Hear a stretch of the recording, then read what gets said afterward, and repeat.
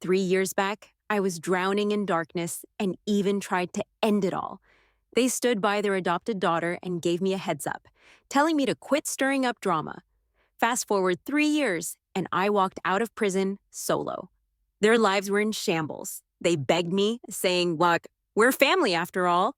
But when I got out, nobody was there to welcome me. Our family chauffeur looked sorry, saying, sorry, miss. Bella wasn't feeling great today. I waved him off, telling him to drop the excuses. I stared out the window, blank and lost in memories of the greenhouse. The nanny couldn't believe her eyes and said, Miss Thompson, you look so drained. Without a word, I went straight up to the second floor. As a kid, I lived on the third floor, just like Alex. But once Bella showed up, she'd often pass out. So for convenience, she took my old room. Throwing a tantrum didn't help. My dad, who'd always spoiled me, gave me a hard time, saying, you've been pampered your entire life. Time to grow up. Without a debate, he had my stuff moved to a guest room on the second floor, right across from the butler and housekeeper. By the time everyone was back, the house was already lit up. Once Bella was settled, Alex personally brought her some warm water, covered her with a light blanket, and tucked her hair behind her ear. When Jane came back, Mrs. Thompson looked around the empty living room and whispered, tell her to come down for dinner, Mr. Thompson instructed. The nanny knocked on my door and said, Miss, they're back. I let her lead me downstairs smoothly. When they saw us, 5 pairs of eyes glanced over. To this day, I remember the disbelief in their eyes. Maybe they started to regret things. After years in the hole, I was just a shadow of myself, with gray streaks in my hair and frail limbs. No longer the lively Miss Thompson. Their reaction didn't faze me. I went to the table, and they had a seat waiting for me. I sat down obediently. Seeing the gray in my hair up close, Mrs. Thompson couldn't hold back her tears. Jane, honey, it's okay now. Alex comforted his mother softly. She's back now. Mr. Thompson cleared his throat. It's all in the past. Let's eat. The dining room was super quiet except for the clinking of silverware. Jake skillfully cut up a steak and swapped plates with me. Here, have this. That was our old habit. Once he fell for me, Jake started cutting my steak. But when Bella came along, that privilege shifted. Because, as he said, she was my sister. The big had to make way for the small, especially when the little one needed more attention. Nobody found it weird. It just felt natural. Only I thought it was unfair, unreasonable. Surprisingly, I was once again enjoying that privilege. Bella didn't seem happy, sitting next to Jake in what used to be my spot. I accepted the plate politely. Thanks. Jane, how have you been these past 3 years? Mrs. Thompson asked cautiously, her eyes red. I paused mid-motion. Couldn't believe she was still so fake and clueless after 3 years. Jane? Under the bright lights, their fancy lifestyle made my graying hair stand out even more. Mrs. Thompson felt sad about how I looked. I hadn't thought of a sassy comeback for her until Mr. Thompson frowned at my silence. To ease the tension, I forced a smile. I'm fine. What's the point of asking when we all know the answer? Let's move on. We'll make it up to Jane later. Mr. Thompson, the family head, spoke.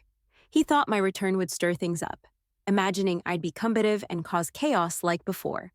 Now seeing me quietly eating dinner, he was pleased. Yes, yes. Mrs. Thompson quickly nodded, serving food onto my plate as if it would make her feel better. Jane, eat up. You're so thin. I'll make sure to have soup ready for you every day from now on. I ignored her. Dad, you once promised compensation when I got out. I put down my knife and fork, asking him like I did when I wanted toys. Oh my, I forgot. Mrs. Thompson hurriedly brought out a deep blue gift box, smiling a bit too sweetly. Jane, we all got you something. Hope you like it. Such an annoying woman. I kept my irritation in check, taking the gift and opening it to reveal an exquisite Hermès brooch. 3 years ago, I'd grumbled a lot about her favoring Bella. That day, she actually made time to shop with me. I picked a brooch, insisting she buy it for me. Mrs. Thompson agreed with a laugh, urging me to try it on. But before we even got it, Bella's medical emergency had Mrs. Thompson dragging me home. Now, that brooch sat quietly in its box, stunningly beautiful. Mrs. Thompson looked at me expectantly. 2 tough times passed. Things change. Thanks. I was as cool as ever. Mrs. Thompson was stunned. She probably never thought I'd be so indifferent. I got something too, bro. Alex was about to get up when I interrupted. He stopped, frozen. I hadn't called him brother since I was 10. Once he'd grabbed my hair clip, holding it high until I used that title. Tearfully, I'd refused. You've got your Bella, why bother me? He'd just made faces, calling me stingy. Who knew I'd say it again after all these years? Bro, get it later. I need to talk to Dad. I was serious this time. Dad, I want that compensation. Mr. Thompson frowned slightly. His idea of compensation was more family care and understanding. I used to need that. But I'm no kid now. Sis, eat first.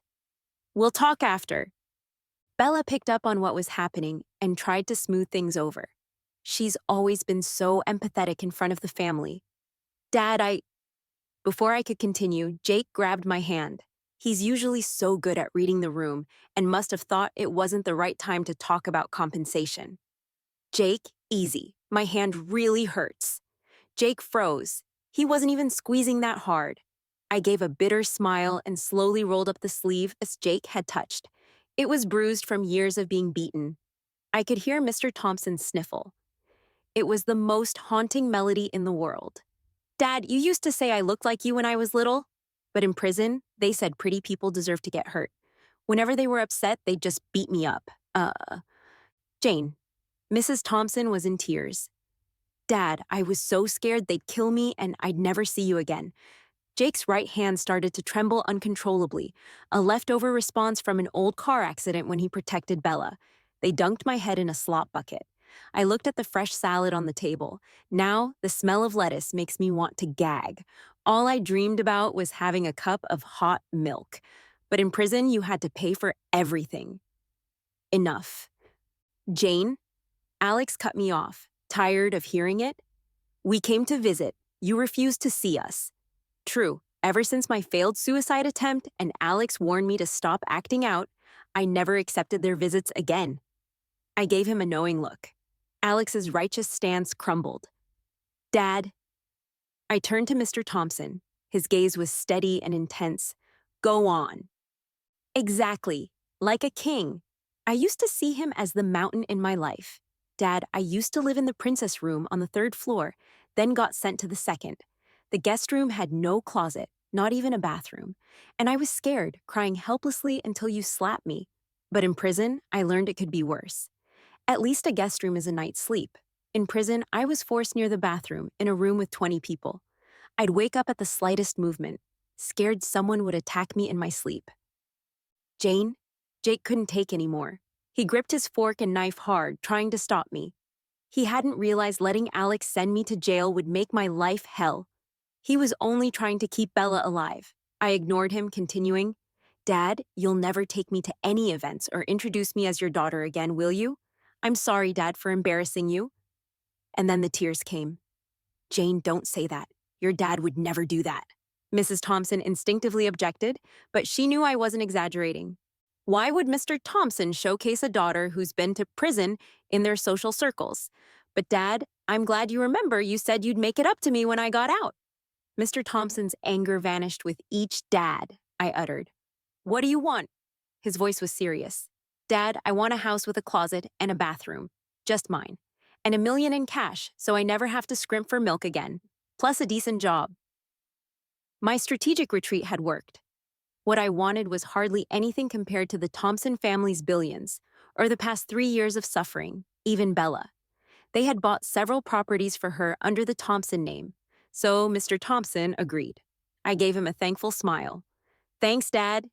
Thinking of Bella's multiple properties, Mr. Thompson still spoke. We bought some prime real estate years ago. Let's transfer it all to you now. $1 million is a bit tight. Alex will get you $10 million tomorrow.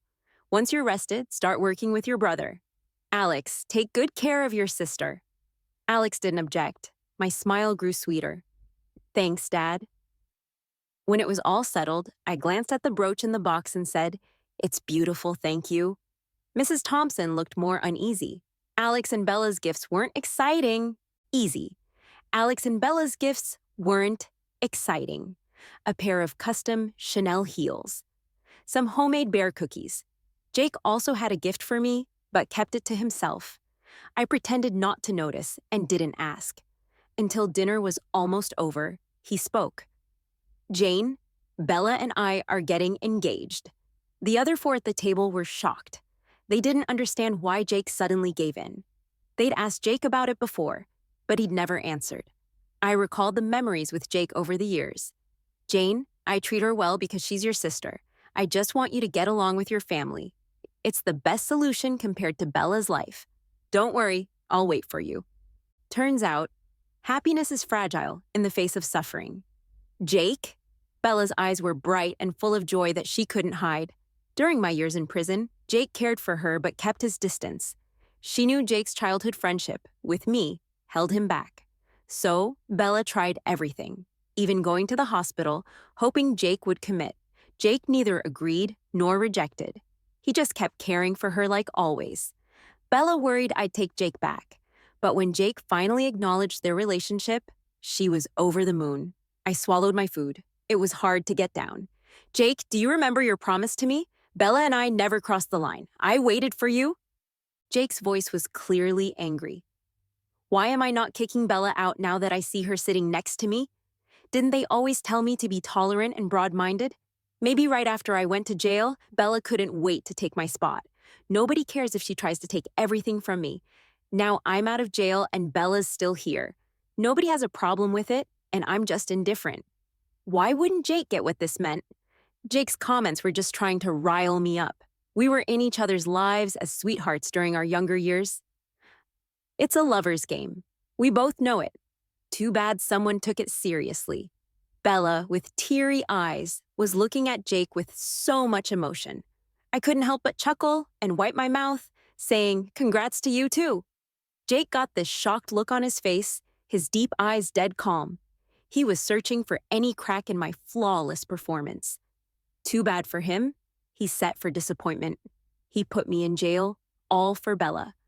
When I begged him to believe me, he chose Bella. He knew we'd have a rift over this. Yet, nothing he expected happened. I accepted the news calmly and wished him well. Jake was totally flustered. Before bed, Mrs. Thompson knocked on my door. "Jane, don't blame Bella and Jake. Those years you were away weren't easy for them." The woman was trying to calm me down with bedtime words, just like before. I couldn't handle such overdue kindness. I got up to console her. "It's all in the past. Let it be." Mrs. Thompson brushed her right hand across my cheek. "It's Mom's fault you suffered."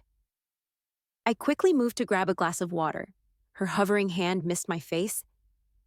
Eventually, "It's okay. It's all in the past." I casually brushed it off after sipping the water. Mrs. Thompson disappointingly lowered her hand and pressed her lips before pulling herself together. She opened the box she brought, a 3-layered jewelry box, the Thompson family's heirloom collection, an emerald necklace, earrings, and bracelet set, nearly worth $200 million. These were supposed to be yours after you got married, but you're grown up now, so Mom thought of giving them to you first. I looked at the flawless jewels, genuinely admiring. "These are way prettier than the brooch." Mrs. Thompson's face turned slightly awkward. "Jane, Mom knows you still blame me." I didn't respond, just studied the gemstones. Bella was so scared she ended up in the hospital. The doctor said her life could be at risk if not carefully treated. Your dad and I had no choice. All kids are precious. What could a mother do? Bella is your sister too. Parents only want their kids to be healthy and safe. Even now, hearing such talk still irks me. I emphatically closed the box and went ice cold. "I'm a bit tired. If you want to tell bedtime stories to your kids, you should head to the 3rd floor. This is the 2nd floor guest room. It's too plain." "You're being too polite, Jane. You're Mom's daughter too." Mrs. Thompson broke down, sobbing uncontrollably. "You knew it was Bella who pushed Lisa, right?" My gaze was sharp like cutting knives, stripping away Mrs. Thompson's disguise. She stumbled out the door. I snickered. "Should have left sooner." No need to yammer on, disturbing my rest. 8:30 p.m. is strictly bedtime. What kind of mother wouldn't love her daughter? At the Thompson family banquet, the eldest Miss White was pushed from behind down the stairs, left paralyzed for life. Only Bella and I were on the 2nd floor. Alex on the third floor saw everything. He was the only witness. The White family wouldn't let the Thompsons off the hook. They demanded the Thompsons hand over the culprit. Alex had no choice but to say it was me, arguing with Lisa, and I accidentally pushed her. Lisa's close friend also vouched. Jake gave Lisa a bracelet. She wanted to flaunt it at Jane. Maybe Jane got mad and so. My own brother's testimony left me speechless. I went over and slapped Alex hard, staring at him incredulously. Over and over, I asked, "Why did you lie?" Alex just stood before Bella, coldly saying, "This has nothing to do with Bella." The White family took me to court. They wanted blood for their daughter. During that time, my family worked hard to change the charge from intentional harm to accidental injury, but I still couldn't accept it. I begged my dad, my mom, and Jake with tears, asking them to trust me. "He's lying. It wasn't me. It was Bella." I screamed till my voice broke. "It wasn't me. It was Bella." "This is already the lightest sentence. Everyone's working hard to help you. How long are you going to carry on?" My mountain crumbled. "Jane, be good. I'll wait for you to come back." My idea of love turned to dust. "Mom, you don't believe me either?" My last hope rested on Mom. Mrs. Thompson looked pained, seeing her 3 kids stuck in such a dilemma, drained and clueless about who's telling the truth. I wanted to appeal. I bit down hard, believing the law would deliver justice. But the very next day, after Mrs. Thompson came out from Bella's hospital room, everything changed. Alex and Mrs. Thompson came back again. The woman looked like she'd aged 10 years since yesterday, her eyes carrying a totally different sorrow and guilt than before. The detention center was dead silent. Mrs. Thompson, tears streaming down her face, trembled as she combed my hair. "Jane, listen. Listen to your mom. Stop appealing. 3 years was the lightest sentence we could get. The Whites were still upset. Don't make it harder on your dad and me, all right?" I stared hopelessly at the 4 big words on the wall. "Resisting will be punished severely." I really felt abandoned by the whole world. Nobody believed me, though I didn't know why. And by the whole world. Nobody believed me, though I didn't know why. I nodded numbly, giving up on the appeal, on hope, on everything. I thought that was all of it. I watched them leave. I heard my biological mom outside the door, crouched on the ground, crying uncontrollably. At least she felt the pain. I got up to leave, and Alex's choked voice came through. "Mom, 3 years, it'll be tough for Jane inside, but she'll eventually come out. If it were Bella, who's already sick at home, going in there could cost her her life." My world completely shattered. So they knew the truth, huh? I tried to kill myself. They saved me. Alex stood alone by my bedside. He couldn't look me in the eye. His voice was cold as steel. "Stop it already." Half a month later, I smoothly entered Alex's company. I sent a complete set of emeralds to the auction house. A black Bentley waited at the door. I quickly got in the car. 50 was my bottom line. My partner's sudden change of plan ticked me off. The man looked up from his tablet. "Miss Jane, if I may, your current look isn't exactly business-friendly." I touched my head, unbothered. "President Logan, this white hair is proof of my allegiance.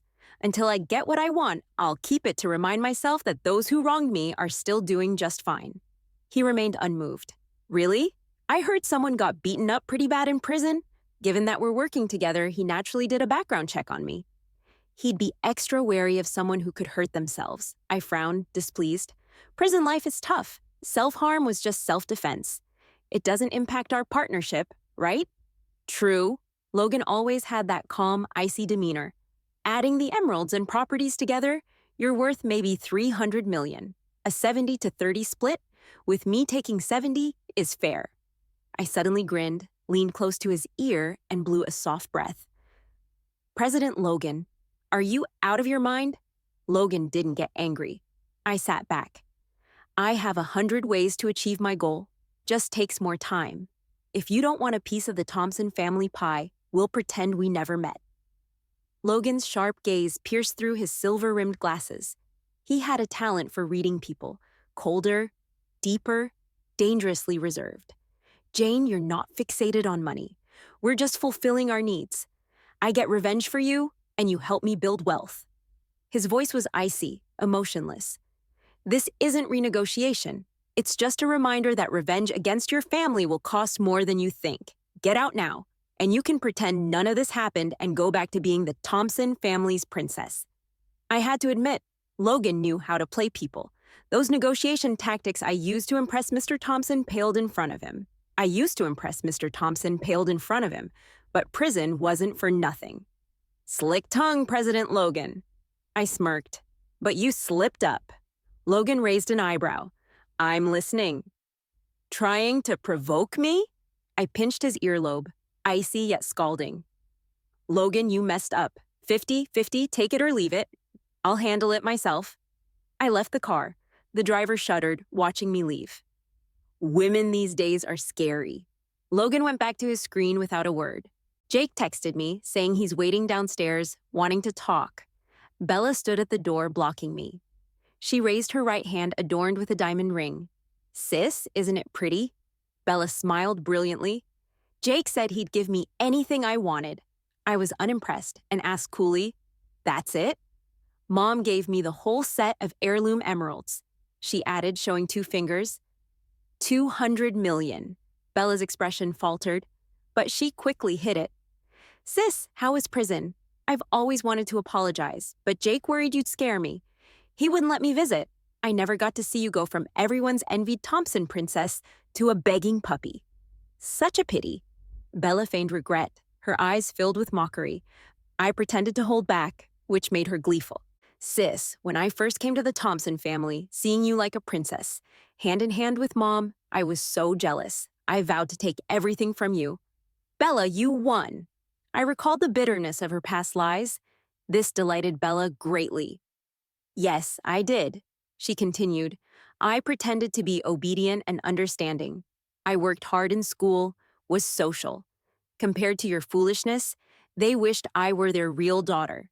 For me, they ignored you, your birthdays, ceremonies, even put you in jail, even though they suspected it was me who pushed Lisa." Her angelic face was sickening. "You shouldn't have pushed Lisa. She only liked Jake. What was wrong with that? She's still at home, bedridden." Bella shrugged, unbothered. "She fell for the wrong guy. That stupid girl came boasting with a bracelet Jake gave. I wanted to tell her my jewelry boxes were overflowing with gifts from Jake. Who was she to brag?" Bella's face gradually twisted into a mad and sinister expression. Back in those days, she used my sister's identity to get close to Jake, but being tied to that identity prevented her from going further. She wanted to openly tell Jake that she loved him. She wanted to rightfully stand by his side. She thought, "Why should I care? That fool can't even figure out who's really the threat." Bella never felt remorse. Taking care of both of you at once? Even the universe is on my side. The only witness is my brother, and he chose me. I knew why Bella suddenly went crazy and stopped me. She was running out of time. I looked at the video Logan sent me today. In it, Jake and Bella were sitting in a cafe. Jake, with his fair skin and custom white shirt, looked striking in the sunlight. I heard him tell Bella, "I've always seen her as a sister. I said I have a sacred bond with you and that I can only love you. Bella, I love you. Jake, you clearly love me. Why won't you admit it?" His expression darkened. Bella forced a bitter smile, tears falling like broken pearls. "I understand now, Jake. Let's break up. From now on, I'll keep my love for you in my heart. We shouldn't meet anymore, in case my sister misunderstands. I can't bear to see you marry someone else." I figured Bella's genuine love must have hurt Jake deeply right then. Sure enough, Jake lowered his head and kissed her forehead. "I'm sorry, Bella. If only I'd met you sooner." Bella cried and shared a farewell kiss with Jake as spring thawed the ice and snow. Seeing her, I decided to stir things up. I showed her the text from Jake. "There's nothing for us to discuss. Jake's waiting for me downstairs." The woman lost her cool. "Jane, what are you so smug about? Do you realize how pathetic you looked begging Dad to compensate you? Like a beggar?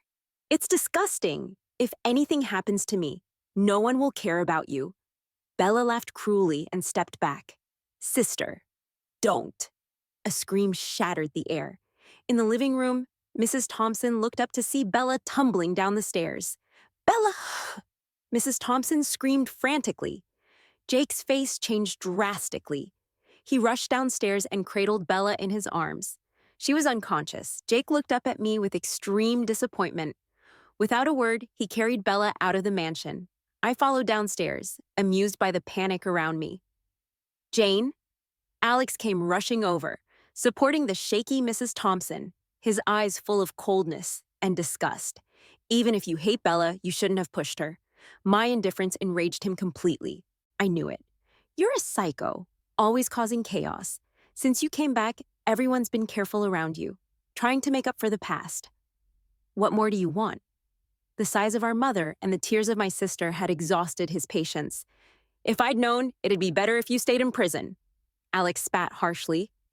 Let's go to the hospital to see Bella, Mrs. Thompson snapped, assuming I'd pushed Bella. In truth, I had countless reasons to do so. If anything happens to Bella, I won't forgive you. Alex hissed before leaving with Mrs. Thompson. When Bella finally woke up in the hospital, night had fallen. I stood outside her VIP room, watching without disturbing them. Jake stayed by her side. The frailty of the woman was palpable, like watching life slip away like sand through fingers.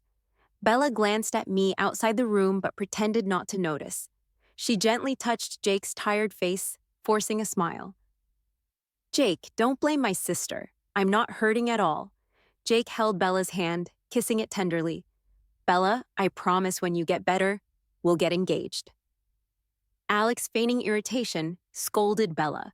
The doctor said it was just minor bruises, but to stay clear of Jane. Don't let her hurt you again. Bella softly apologized, feeling guilty. Sorry, brother. I just wanted to apologize to my sister. It's over now. Jake gently embraced her, unwilling to let her suffer more. Bella rested her head on Jake's shoulder, looking at me. Her previous tenderness was gone. Her smile turned cold, as if declaring victory. See, Jane? I won again. I moved out of the Thompson household without anyone stopping me. They all silently agreed with my departure. After all, I never fit in. Logan sat on the dark sofa. He glanced at my gray hair and focused on the invitation, concluding, Your sister is something else. Unfazed, I replied, Why do you keep staring at my hair? Unfazed, I continued, Why do you keep staring at my hair? It's just awful. He answered honestly.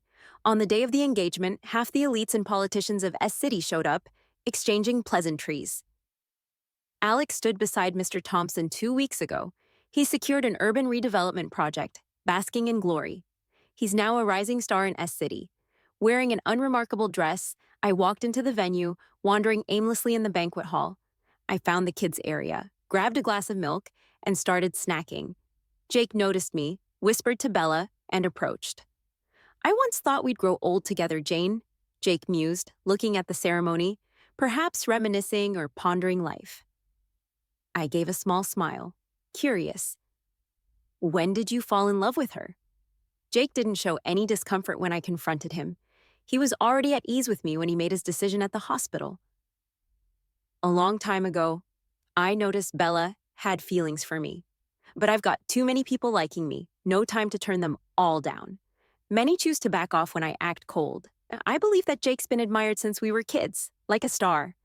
But Jane, it's you I love. I've always seen her as your little sister. Back then, you were always unhappy. Bella confessed to me, it was because of her, your adopted sister, and it strained your relationship with your family. I just wanted you to be happy. I thought if I could help mend things with your family, you'd be happy again. So I included Bella, hoping you'd see she's a good person. But you got harder to deal with, Jane. You'd snap a lot, and honestly, I was close to giving up sometimes. Jake was young and proud. How many times would he apologize to me? Bella was different. Kind, gentle, fragile, yet strong. She loved me but would still tell me, through tears, not to be mad at you. She'd make me candy, pump me up to chase you again. Thinking about those sweet memories made Jake smile. She deserves to be treasured. For the love I once had for you, Jane, let Bella go. Stop holding grudges. Jake left to be with his true love. Bella stood afar, smiling at me like she'd won, waiting for Jake. I downed my milk in one go. The instructor always said not to waste food. The Thompson family smiled from a distance. The engagement party officially began. Among the congratulations from family and friends, I sent Bella an unexpected gift. Yeah, I pushed Lisa, so what? A twisted face suddenly appeared on the big screen. Bella screamed. Everyone was shocked. The screen continued. That night, Bella's true nature was exposed for everyone to see. They even saw the crazy woman step back and fall down the stairs. The engagement ended in a comical farce. Bella fainted from the shock. This time, no one helped her up. I walked out of the venue, feeling free. Look at your dear daughter, your sister you protected, the woman you cherished. See her true face. Logan's people said later that night, Mrs. Thompson slapped Bella hard in the hospital. She shouted, calling her sly and vicious. The Thompson family treated her like their own daughter. Why did she want to ruin Jane repeatedly? Mr. Thompson was furious. He wanted to tear her apart. That woman dared mock his real daughter as a beggar. He took back all the gifts he'd given Bella. Alex instinctively wanted to protect Bella, but stopped midair. He remembered she's not the sister he knew. His sister was Jane, but he lost her. The Thompsons tried to find me, but I vanished. My phone blew up with calls. I ignored them all. They were all Alex and Mrs. Thompson's apologies. For the first time ever, Mr. Thompson texted me, Jane, come home. We've wronged you all these years. I'll make it right. The Whites were outraged, especially Lisa, who was called a fool. She insisted on wheeling herself to court, suing Bella. This time, there was undeniable evidence. Bella went straight to jail, charged with intentional injury causing paralysis and false accusation, sentenced to 17 years. Bella clutched her chest, crying, Mom, brother, my heart hurts. The doctor rolled his eyes. It's nothing serious. A few years inside might just fix it. Alex was sentenced to 7 years for perjury and injury. Mrs. Thompson was heartbroken, saying it's their debt to Jane. Alex remained silent. No excuses, no appeals. He owed me, and now he had to pay. Before anyone could process what happened, another blow hit the Thompson family. Logan's group sued Alex for corporate espionage and more. Alex insisted he never did those things. Mr. Thompson knew his son's nature. He defended Alex at the board meeting, arguing that they had proof the renovation was above board. In court 2 weeks later, Alex was fearless. He denied all false accusations until I, with my graying hair, took the stand. In the audience, Mr. Thompson, certain they'd win, erupted in rage. He wished he could slap his disgraceful daughter. Mrs. Thompson fainted in shock. This time, she watched me point at Alex, just as she watched Alex accuse me years back. She was devastated, heartbroken, her once proud daughter and son broken. Her once proud daughter and son. Alex and Bella used to be so close. Alex's eyes were red. Why? Jane, I'm your brother. I gave him a numb smile. Why? I asked him that once. He just let them take me away then. The Thompsons couldn't just stand by now. Mr. Thompson suppressed his fury and found me.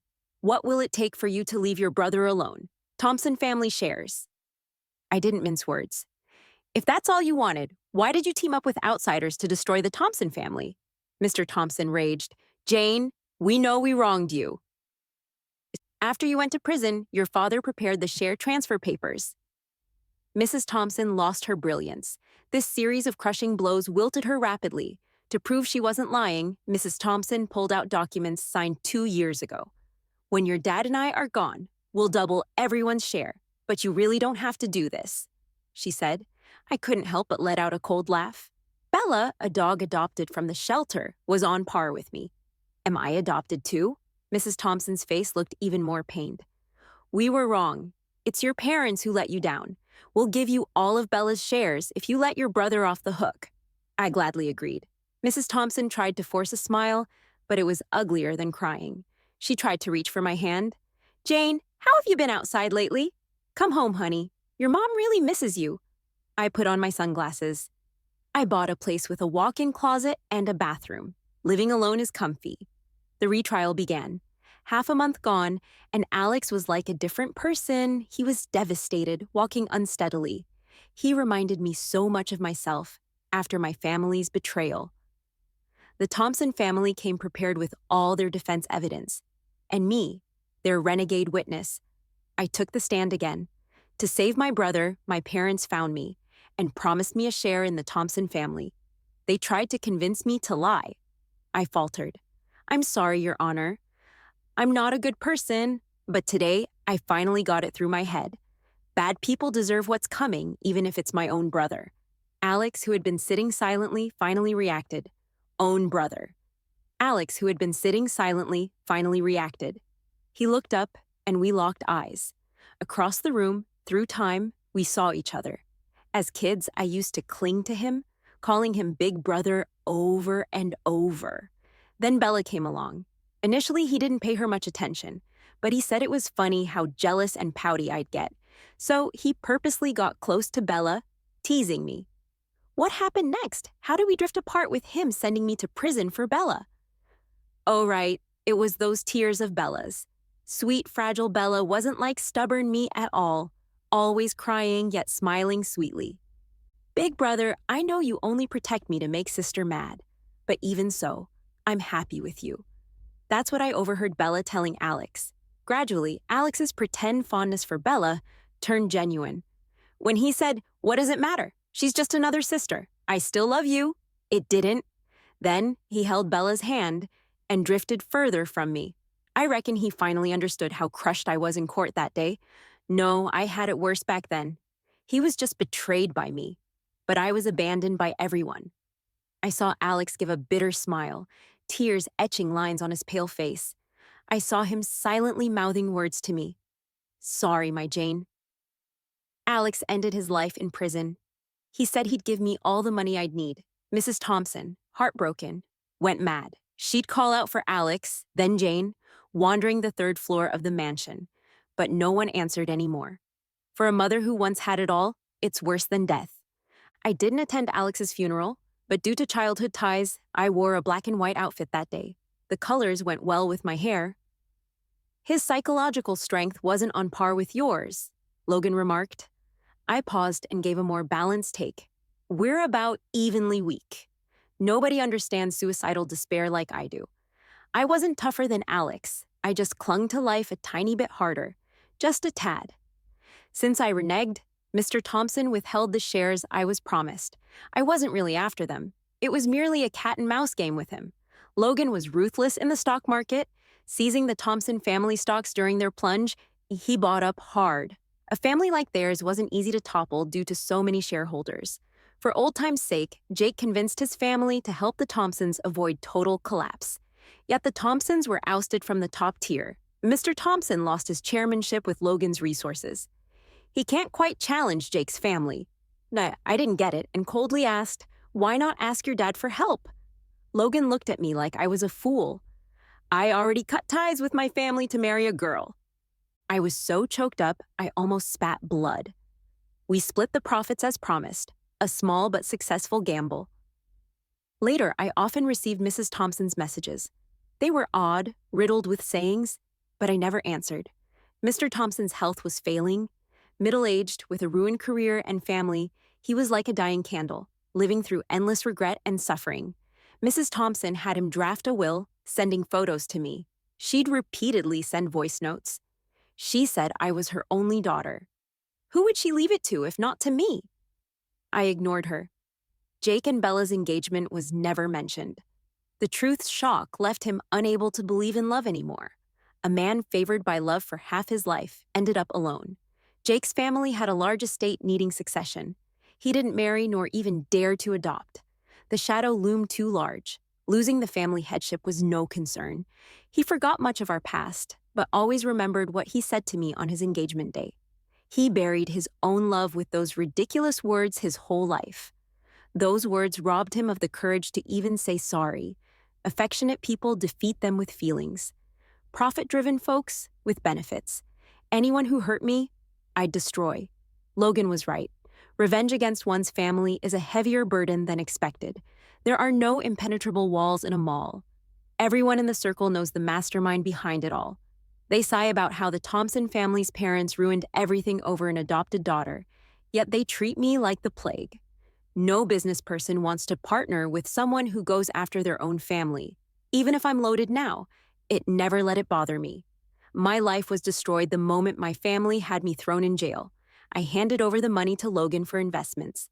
He accepted it coolly and made the deal. His girlfriend came to pick him up at the coffee shop. It was Lisa in her wheelchair. Logan wrapped her in a blanket and kissed her forehead gently. "Weren't you supposed to wait for me?" This usually aloof man had a tender side, after all. Before Lisa's accident, he was doing his PhD in Germany. I didn't expect them to know each other. Sitting in her wheelchair, the past 3 years had smoothed out her once proud auroras, leaving her more serene. "How have you been?" I dodged the question. "All right. After all these years, you won. You have a great boyfriend." Lisa glanced at Logan, who hid his emotions behind his sunglasses. I pulled something out and smirked. "Logan gave me this hair dye? Bet you don't have that." Back in the day, a lively girl dashed upstairs just to show off. "Jake gave me this bracelet. Bet you don't have that." Lisa smiled, but tears welled in her eyes. I was young and foolish back then. It's all in the past. I gently wiped her tears away. I left S-City for a place where no one knew me, betrayed by family and betraying those I loved most. All I have is a pile of cash, but I've been alone ever since.